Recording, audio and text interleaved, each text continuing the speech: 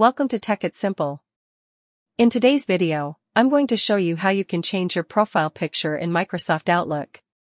So without any further ado, let's dive right into this exciting video. Step 1. Open any of your browsers and search Microsoft Outlook Login. Firstly, you have to open any of your browsers and search Microsoft Outlook Login in there, and click on the first option that pops up.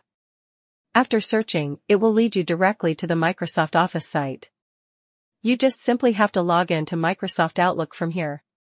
Step 2. Open your profile.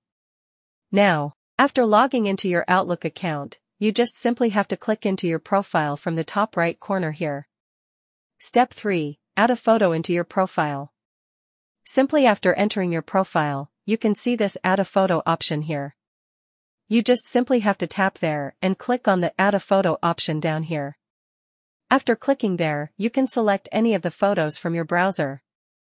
After selecting the desired photo from your browser, you can click on this Save option and set the profile picture. I hope this video was helpful for you. If yes, don't forget to give a thumbs up and subscribe to the channel for more future contents like this.